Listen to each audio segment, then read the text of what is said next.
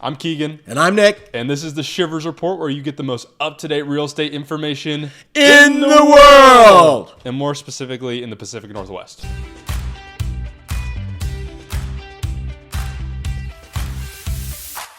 If you're a younger agent who has struggled to start your business in the real estate world when you're having to deal and battle with old bald guys who have been in the industry for 20 plus years, let's talk about a couple different ways that you could separate yourself or amplify the business that you're already doing to leverage that and leverage the people around you to get more business for your future self.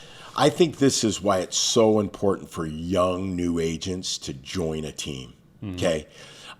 Your ego is not your amigo. Let me tell you something, because just because you want to be the dominator, you want to be, it's my name.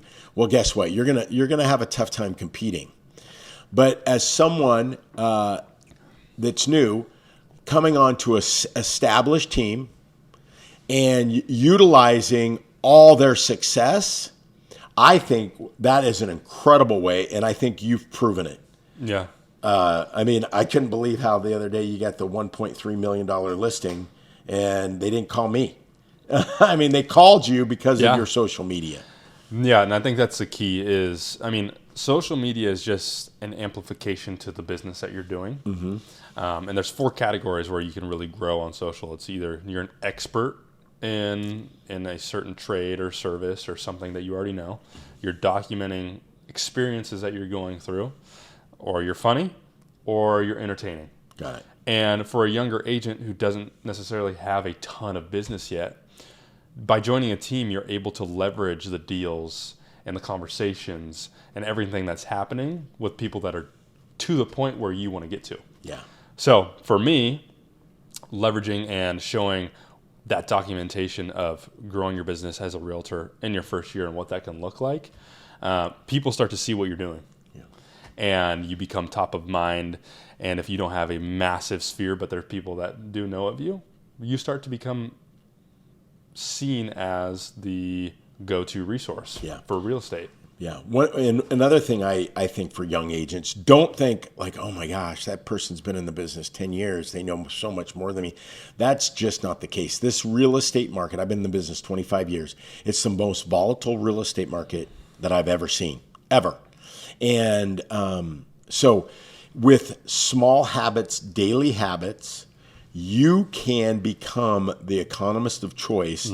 You can have that knowledge that before it took that 10 years to get that knowledge, you can get it in months. Yep. And it changes quick.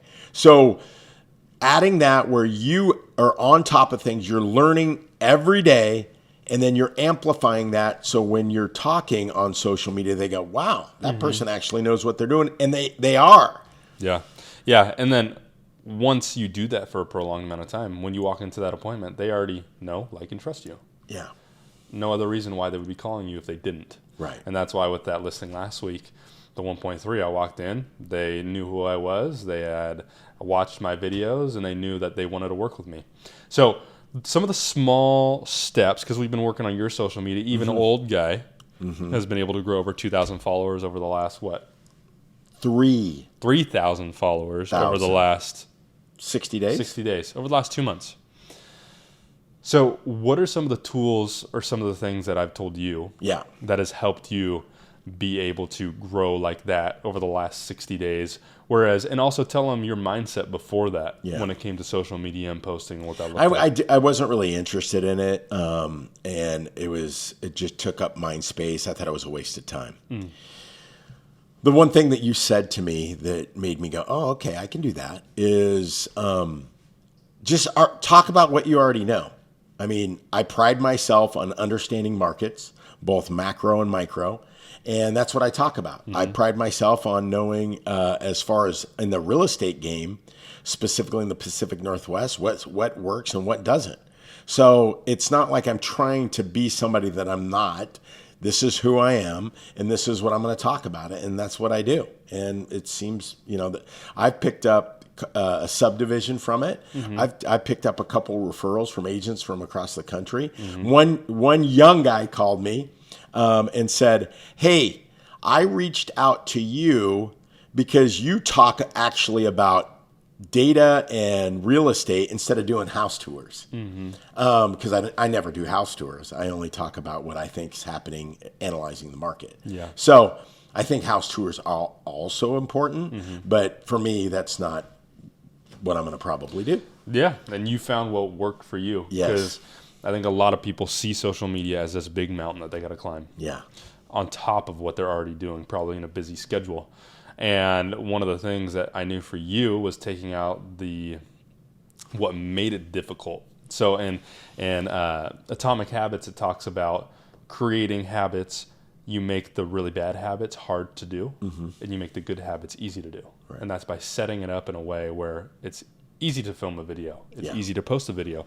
And for you, instead of adding and making it all crazy, beautiful, and cinematic, just these little phone videos that take you, 30, 45 seconds, a minute and a half to post. Depending if Kaya posts them for me or I have to post them myself. Yes. That takes a little bit of time. That's true. But something that only takes you a couple minutes to do out of your day versus some people think that I got to come up with an idea. I got to film the idea. I got to edit the idea. And that can take away from what is actually moving the needle for them right now in their business. Right. Sometimes it's not about addition to what you're doing. It's subtraction to make it easier. Right. And then like any time blocking, just do the same thing every day. I liked when you were on the panel at that event, you and Jordan, I think, were saying, okay, I don't want to be doom scrolling on social media, so I do it at this time in the morning and this time in the evening. And I do it at the same time every time. I know I have 45 minutes to get it done, and that's what I do. Yeah. Yeah, and it doesn't need to be serious. Like, you don't have to. It's something that you should want to do, because if you don't like it whatsoever, you're going to burn out with it. And you have to figure out a way to stay consistent enough to reap the benefits of staying consistent for a certain amount of time. Because you could post 100 times in one day. What's that going to do for you in the long run? Right. Instead of posting every other day for 3 years, 4 years, 5 years. That's what stacks up over the long run, because this is in the future plan. Yes. And it's not a right now business. Right.